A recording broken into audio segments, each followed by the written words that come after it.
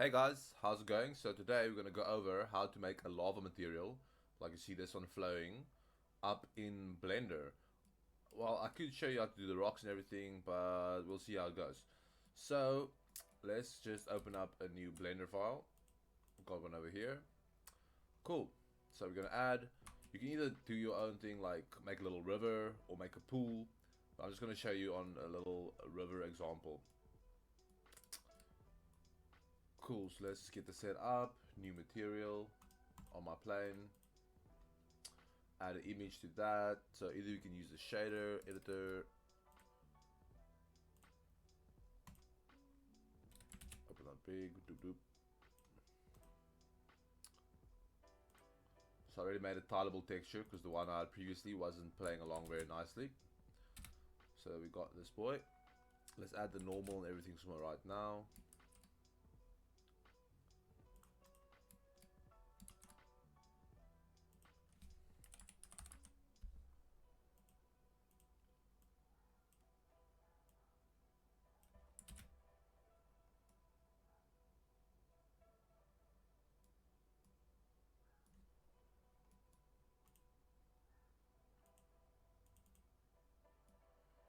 Got its normal map, and now just adjust the roughness and the emissive.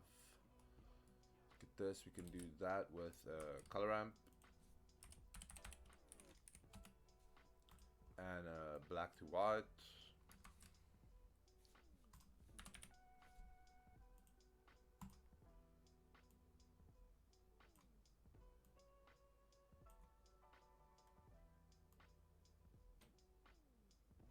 That into roughness. Now let's adjust the roughness a little bit.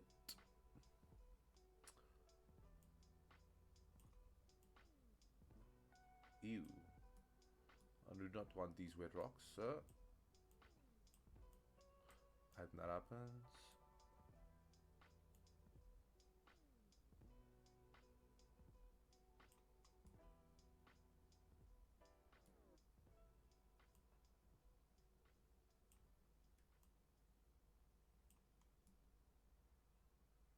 Yeah, that will do. Bring it up a tad. Yeah, that's fine. And now let's do the emissive real quick. Same story. I think we're just gonna use the color ramp. No, same story, same story. Like that. In here, this into emissive color, emissive, there you are. Now, yeah, that's gonna look weird, but we'll fix it.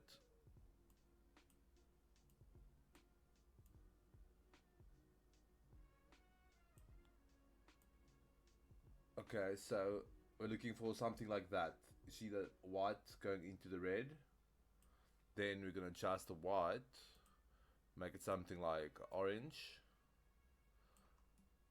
Bump up the emission strength. Then turn on bloom. Bada boom, bada bing. Bump that up a little bit. That's looking pretty nice. Right, now to make your little river type vibe.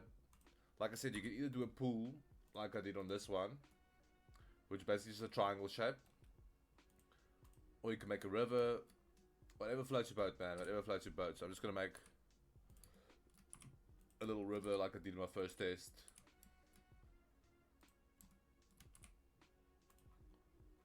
Something like that. Add a subdiv.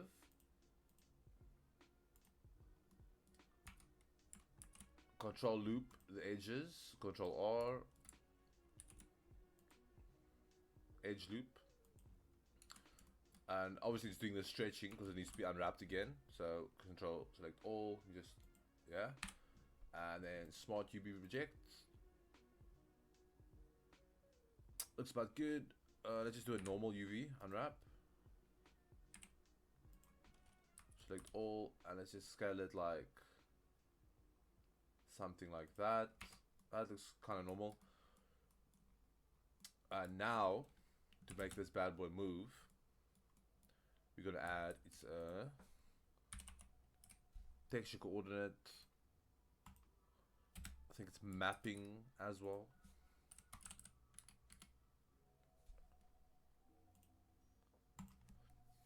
Yeah, I think this is all we need. So now we're gonna go from UV into this, and then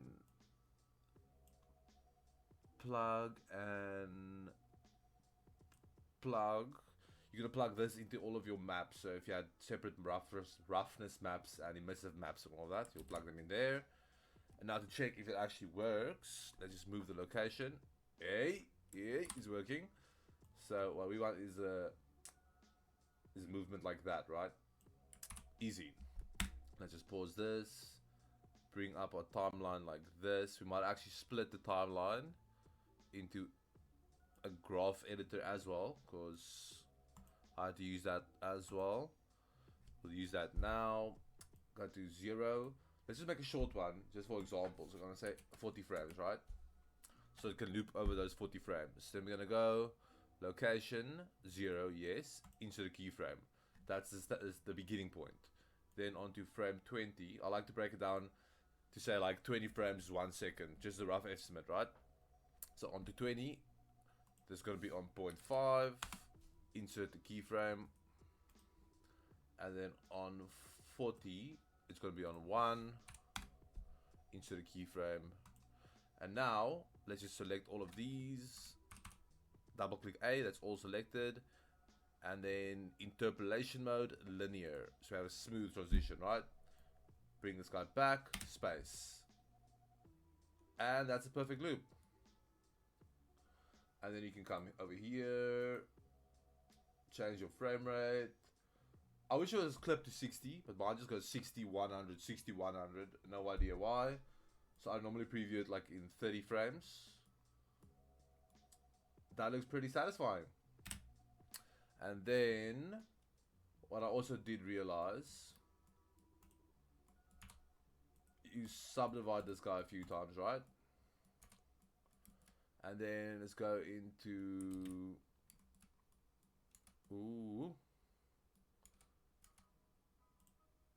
sculpt mode, grab to, bit bigger. Just bring this up and down a bit in places, and actually gives much more realistic. You see how your lava bends and flows. Yeah, you could decorate this up with rocks on the side, make it look more realistic. But yeah, that's pretty much it. Very basic, very mesmerizing. And if you put enough effort into it, you get this bad boy over here. And to get this waterfall effect, I just took a cube. Let me just give you a quick example. Let me copy one of my rocks over.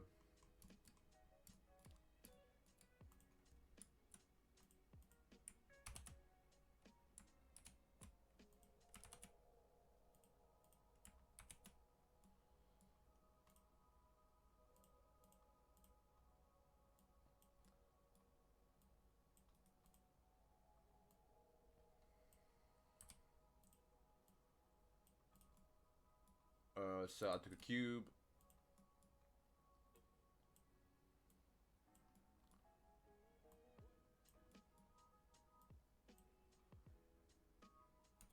So if the waterfall, air quotes, waterfall, was running like this, right?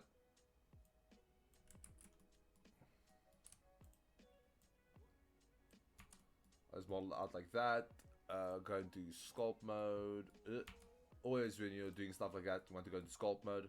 Just Control A, apply all transforms. Object, set origin to geometry. Yeah, that just makes it a lot easier for the sculpt mode to understand things. Okay, we're gonna go into sculpt mode, Shift R. This is your resolution you want for the mesh. Something like that will be fine. And then Control R, it remeshes it. Just smooth out a bit. No. I'm holding down Shift and left click. That smooths out stuff.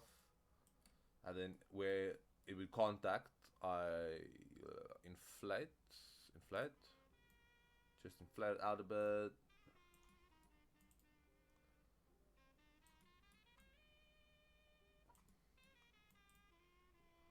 I normally do sculpting in ZBrush, but I'm learning a bit of it now in Blender. It's nice to be in one program all the time and not jump between all of them the whole time. It's pretty cool. Let's cut off this little bottom piece. Let's just scrape.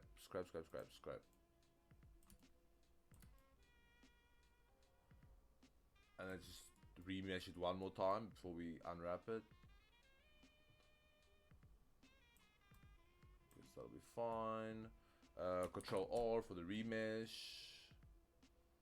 Yeah, it's just the basic example anyway. So object mode, shade smooth, and then I'll just apply that same material onto here, but it's looking super whack because it hasn't been unwrapped yet. Smart project. Yeah, that's what you don't want. If it's doing this, and you have to manually do it, which is it's a pain. It's a pain. Let's see if project from view will help us. That's a bit better, I guess. Not perfect, but yeah. So like this, cut it like that. And that's basically how I did my little lava waterfall as well. So yeah, and then you can obviously take your time, make it look nice.